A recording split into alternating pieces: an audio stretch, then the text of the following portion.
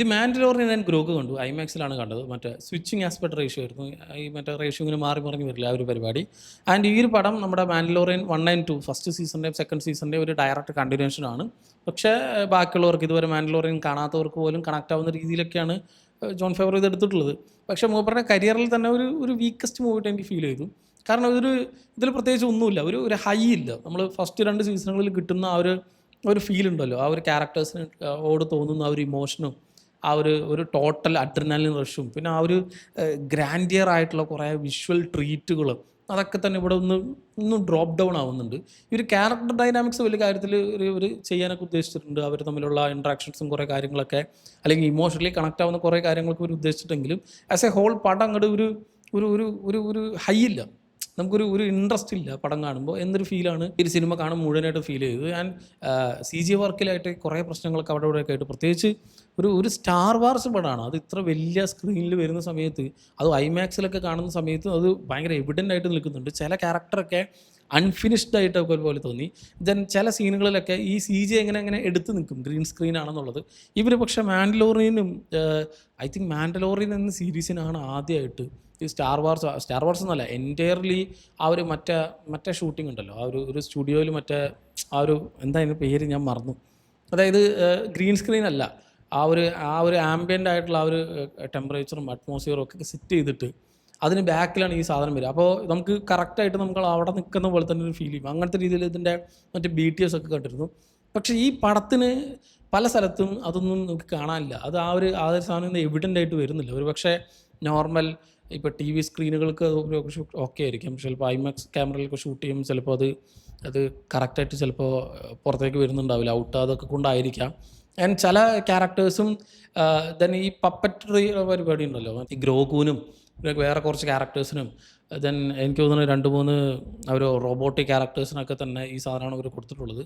അതിനും അവിടെ ഇവിടെ ആയിട്ട് എന്തൊക്കെയോ പ്രശ്നം. ഈ ഗ്രോകൂരെ ആക്ഷൻസും ആ കാര്യങ്ങളൊക്കെ എന്താ പറയുക, നമുക്ക് കാണുമ്പോൾ ഒരു പാവനെ കൊണ്ട് അല്ലെങ്കിൽ റോബോട്ടിക്സ് സാധനം കൊണ്ട് അനക്കിപ്പിക്കുന്നു എന്നുള്ള ഒരു ഫീൽ ഉണ്ടല്ലോ.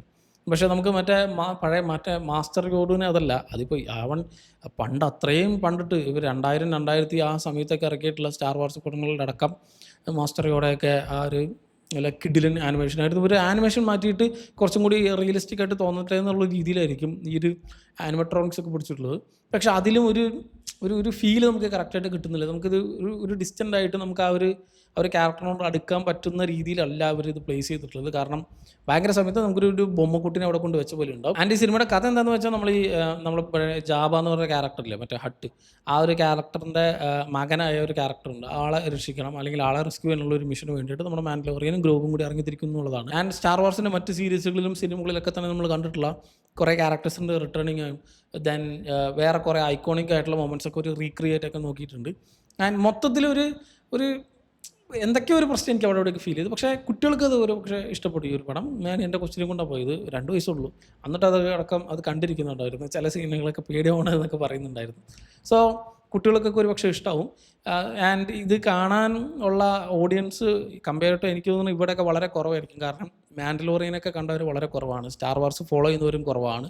സ്റ്റാർ വാർസിൻ്റെ ടോട്ടൽ ആ ഒരു സീരീസ് പാക്കേജുകളിൽ ഈ അടുത്ത് അവർ കുറേ സീരീസുകൾ ഇറക്കിയിട്ടുണ്ടായിരുന്നു. കഴിഞ്ഞൊരു 10 വർഷത്തിൽ എത്രയോ സീരീസുകൾ, എണ്ണപ്പെടാൻ പറ്റാത്ത അത്രയും സീരീസുകൾ. ഓബിവാൻ, ഇത് ഈ മാൻഡലോറിയന് തന്നെ ബോബാ ഫെറ്റ്, ഇതിൽ വരുന്നൊരു ക്യാരക്ടറിനെ വെച്ചിട്ട് ഒരു ബോബാ ഫെറ്റ് എന്നൊരു സ്പിൻ ഓഫ് ഇറക്കിയിട്ടുണ്ടായിരുന്നു. ഇങ്ങനത്തെ കുറേ എണ്ണത്തിൽ തന്നെ ദി ബെസ്റ്റ് എന്ന് പറയാൻ പറ്റുന്നത് ഇപ്പോഴും മാൻഡലോറിയൻ്റെ ആദ്യത്തെ 2 സീസണുകളും ദെൻ മറ്റേ ആൻഡോറും, ഇത് രണ്ടുമാണ് കിഡിലൻ. അത് കഴിഞ്ഞിട്ടേ വേറെ എന്തുള്ളൂ, അത്രയും കിഡിലൻ സാധനങ്ങളാണ്. പക്ഷെ അതിൻ്റെ ആ ഒരു ക്വാളിറ്റി ഉണ്ടല്ലോ, മാൻഡലോറിയൻ്റെ ഫസ്റ്റ് 2 സീസണുകളുടെ ആ ഒരു ക്വാളിറ്റിയും ആ ഒരു ഹൈയും ആ ഒരു അഡ്വഞ്ചറും ഇതിൽ കുറേ ആ ഒരു ഐക്കോണിക് ആയിട്ടുള്ള ആ ഒരു മ്യൂസിക്കും കാര്യങ്ങളൊക്കെ ഇവരിങ്ങനെ പ്ലേസ് ചെയ്യാനൊക്കെ നോക്കിയിട്ടുണ്ട്. പക്ഷേ എനിക്കൊരു മോശം എന്നല്ല, കുറേ കൂടി ഇവർക്ക് നന്നാക്കായിരുന്നു. കുറേ കൂടി അതിൽ കിട്ടിയ ഒരു സോൾ, അതേ ടീം ഒരു പടം എടുത്ത് ചെയ്യുമ്പോൾ എന്തുകൊണ്ട് അതിൽ വന്നില്ല എന്നുള്ളത് എനിക്കറിയില്ല. ഈവൻ സീസൺ 3 ഇവർ പ്ലാൻ ചെയ്തിരുന്നു, അത് മാറ്റിയിട്ടാണ് ഇപ്പോൾ ഈ ഒരു പടമാക്കിയിട്ട് മാറ്റിയിട്ടുള്ളത്. കാരണം അതിനെ എന്നിട്ട് എന്തൊക്കെയോ മോഡിഫിക്കേഷൻ ചെയ്തിട്ട്.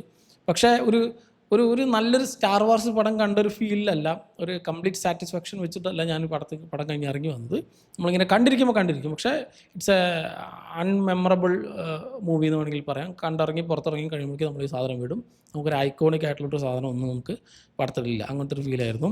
ആൻഡ് ഇനി അടുത്ത വർഷം ഐ തിങ്ക് മറ്റേ സ്റ്റാർ ഫൈറ്റർ എന്ന് പറഞ്ഞിട്ട് നമ്മുടെ ചാനിങ് ടാൻഡോ ആരെയൊക്കെ വെച്ചിട്ട്, ചാനിങ് ടാൻഡോ അല്ല, മറ്റേ റയാൻ ഗൂസ്ലിങ്ങിനെ വെച്ചിട്ടൊരു പടമൊക്കെ വരുന്നുണ്ടെന്ന് തോന്നുന്നു.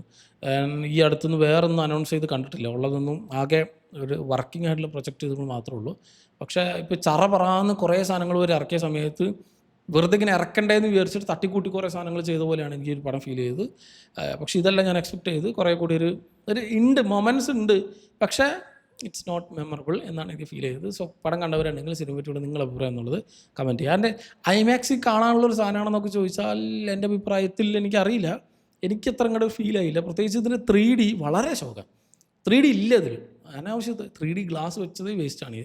മറ്റേ വെച്ചില്ലെങ്കിൽ നമുക്ക് കാണില്ലല്ലോ എന്ന് വിചാരിച്ചിട്ട് മാത്രമാണ് 3D ഗ്ലാസ് വെച്ചിട്ട് കാണുന്നത് ഈ പടത്തിന്. കാരണം ഇതിൽ 3D ഒന്നുമില്ല, ഒരു സീനിൽ പോലും ഒരു ഒരു ഒരു 3D എലമെൻറ്റ് കിട്ടുന്നൊരു പടമല്ല. പിന്നെ എന്തിനാണ് ഇവർ 3D ആക്കിയതെന്നും അറിയില്ല. സോ പടം കണ്ടവരുണ്ടെങ്കിൽ സിനിമയെ പറ്റിയുള്ള നിങ്ങളുടെ അഭിപ്രായം എന്നുള്ളത് കമൻറ്റ് ചെയ്യുക. മറ്റൊരു വീഡിയോയിലൂടെ വീണ്ടും കാണാം. നന്ദി.